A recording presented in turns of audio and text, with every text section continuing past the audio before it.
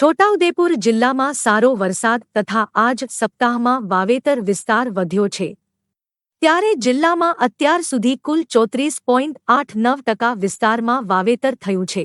સૌથી વધુ વાવેતર રોકડિયા પાક ગણાતા કપાસનું થયું છે। 52,333 હેક્ટરમાં કપાસનું વાવેતર થયું છે।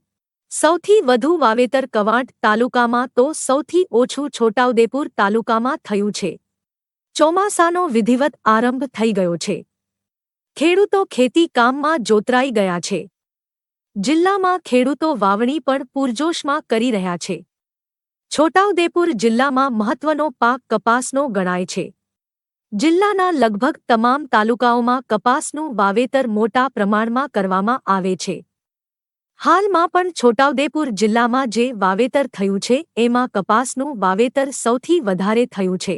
છોટાઉદેપુર જિલ્લા પંચાયતની ખેતીવાડી શાખાના અધિકારીના જણાવ્યા મુજબ જિલ્લામાં કુલ વાવેતર જે અત્યાર સુધી થયું છે એ 64,108 હેક્ટર જમીનમાં વાવેતર થયું છે।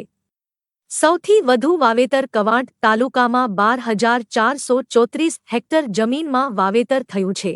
સંખેડા તાલુકામાં જે પણ વાવેતર થયું છે એમાં સૌથી વધુ વાવેતર કપાસનું થયું છે। અત્રે ઉલ્લેખનીય છે કે છોટાઉદેપુર જિલ્લાનું સંખેડા અને બોડેલી એ કપાસની આવકનું સૌથી મોટું સેન્ટર ગણાય છે જેને કારણે આ વિસ્તારમાં કપાસનું વાવેતર સૌથી વધારે થતું હોય છે। ખેડૂતો માટે કપાસ એ રોકડીયો પાક ગણાય છે અને એને કારણે ખેડૂતો કપાસનું વાવેતર કરવા માટે આકર્ષાતા હોય છે।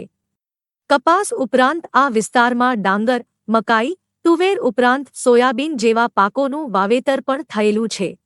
ખેડૂતો દ્વારા શાકભાજીનું વાવેતર પણ મોટા પ્રમાણમાં કરાતું હોય છે।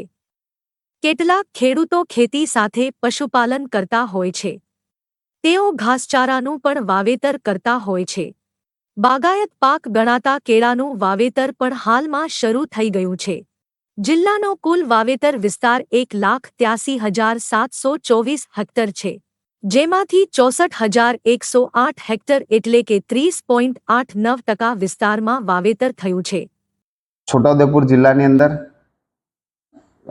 જોઈએ તો અત્યારે હાલ સારો એવો વરસાદ થઈ ગયો છે। સિઝનનો 14% જેટલો વરસાદ છે। 150 mm જેટલો વરસાદ થઈ ગયેલ છે અને જેમાં ખેડૂતો દ્વારા કુલ 64,000 હેક્ટર જેવું વાવેતર થયેલું છે। એમાં ડાંગર 500 હેક્ટરની આસપાસ છે, તુવેર 2,000 હેક્ટરની આસપાસ છે, મકાઈ 2,000 હેક્ટરની આસપાસ છે, સોયાબીન 6,300 હેક્ટરની આસપાસ છે, કપાસ 52-53,000 હેક્ટર જેવું વાવેતર થયેલું છે, શાકભાજી 1,000 હેક્ટર જેવું વાવેતર થયેલું છે। આમ કુલ 64,000 હેક્ટરની આસપાસ જે વાવેતર નોંધાયેલું છે અને અત્યારે હાલ સારો વરસાદ થઈ ગયેલો છે એટલે વાવણી તમામ ખેડૂતો દ્વારા ચાલુ થયેલી છે અને અત્યારે વાવણી કરી અને વરસાદ બી સારો રહેશે અને ખેડૂતોનું ઉત્પાદન બી સારું આવે એ બધાને શુભેચ્છા છે।